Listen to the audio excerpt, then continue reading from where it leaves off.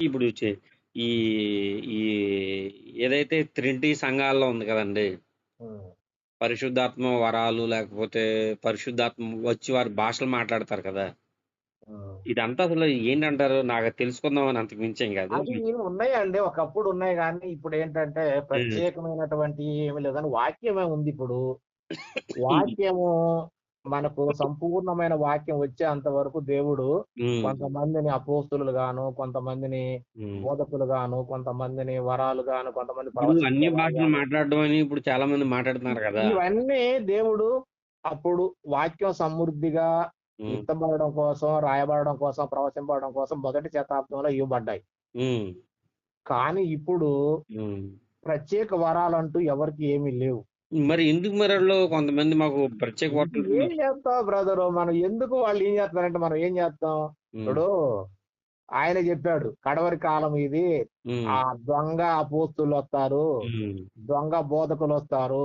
హ్మ్. దొంగ క్రీస్తులొస్తారు. అందరూ నా పేరు చెప్పుకొనొస్తారు. హ్మ్. క్రీస్తే పంపించాడు. క్రీస్తే చేయమన్నాడు. క్రీస్తు నాలో ఉన్నాడు. క్రీస్తు రాత్రి కాలంలోకొచ్చాడని దొంగలు, దొంగలని చెప్తున్నాడు. ఇప్పుడు అదొక రకం అండి. స్వస్థత చేస్తారు. దేవుడు స్వస్థత వరం ఉందని అదొకటి. అది కాకుండా ఇప్పుడు భాషలు మాట్లాడే వరం అంటారు కదండీ! ఈ భాషలు మాట్లాడుతూ ఉంటారు చాలామంది. అసలా సరే ఒకటే ఇగో హ్మ్. అయితే బైబిల్‌లో మనకేముందంటే హ్మ్. ప్రపంచంలో ఎన్ని వేల భాషలుండా హ్మ్.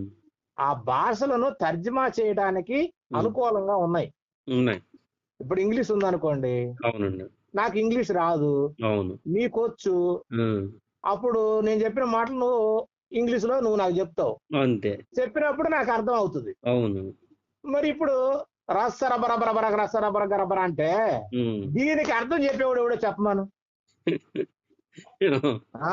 అర్థం రబసిబ రబ రసబర రస్సరబర అంటే ఏందది? సబసబ రబసబ రబ ఏందది? రబ రబ రబ అంటారు. బైబిల్‌లో ఉంది. హ్మ్. అర్థం కాని భాష అంటూ ఏది లేదు. హ్మ్. ఒక్క దొంగలు మాత్రమే ఈ భాష ఇది దేవదూతల భాష. ఇది హ్మ్. అర్థం గాదు. హ్మ్. దేవునికి మాత్రమే తెలిసిద్ది. హ్మ్. బైబిల్‌లో అందుకనే పౌలు గారంటాడు కొరింథీ పత్రికలో, హ్మ్. నాకున్న జ్ఞానంతోటి హ్మ్. మీకు అర్థం కాకుండా హ్మ్. 100 మాటలో లేపోతే 1000 మాటలో మాట్లాడటం కన్నా, హ్మ్. మీకు బోధ కలుగునట్లుగా, హ్మ్. మీకు బోధ కలుగునట్టుగా నా నోటితో హ్మ్. 5 మాటలు మాట్లాడితే హ్మ్. అది బెస్ట్ అంటాడు. అవును. మరి దీన్ని బట్టి చెప్పు. హ్మ్. వాడు 10 సార్లు అస్సరబరరేగా అల్లారా మిరకరకరబరా అని అన్నప్పుడు, అది ఎవడికి నువ్వు 100 సార్లు అను. అది ఏందో మనకర్థం గాదు. పోనీ అన్నవాడేమన్నా చెప్తాడంటే, అది దేవదూత భాష గురు నీకు తెలియదులే, నీకు ఆత్మ లేదులే అంటాడు. ఏంది ఇది చెప్పు? బైబిల్ అలా ఉంటదా పిచ్చి పిచ్చిగా? మరి పౌలు గారు ఎందుకంటాడు? నీకు అర్థమయ్యేటట్టుగా 5 మాటలు నా నోటితో మాట్లాడితే, హ్మ్. వాటన్నిటికన్నా 5 మాటలు కలిగితే మనకు బోధ కలిగితే, ఆ బోధ ప్రకారంగా మన జీవితాన్ని మార్చుకుంటాం. సంక్షేమ నువ్వు అభివృద్ధి అర్థం కలుగుద్ది. కానటువంటి భాషలు తికమక భాషను తీసుకొచ్చి హ్మ్. రసాబరబర, రసాభవ, రక్తరాసి 30 రకరకాలుగా అర్థం లేని కూతలేందండి. అవును. ఈడ యేసునామ సంఘం మా గుంటూరులో ఉన్నారు. యేసునామ సంఘంలో ఉండేవాళ్ళు, హ్మ్. మరి యేసన్న దగ్గర ఉండేవాళ్ళు. ఆ! అదేమంటే ఈ వాళ్ళంటారు హోసన్న వాళ్ళు వాళ్ళకి ఈ హోసన్న వాళ్ళు ఎక్కువ చేసే అయ్యే మాట్లాడతారు. వాళ్ళే ఈ స్వస్థతలు, ఈ భాషలు ఇవన్నీ ఉండేదనేది వాళ్ళే. ఏంటండి మరి వాళ్ళ కిడ్నీలో ఇదంతా రాళ్ళు ఇదంతా కరిగిపోతున్నాయి అంటారు. లేకపోతేనేమో ఏమండి ఒకటే ఈ ఇస్రాయేల్ గారు వాళ్ళ ఈస్ట్ దగ్గర తగ్గిపోతుంది అంటారు.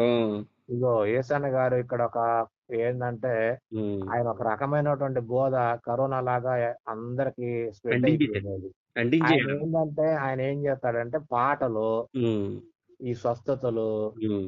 ఈ వరాలు, హ్మ్. ఈ గుడారాల పండగలు, హ్మ్. ఇవన్నీ ఇశ్రాయేల్ దేశంలో చేసినయన్నిటిని హ్మ్.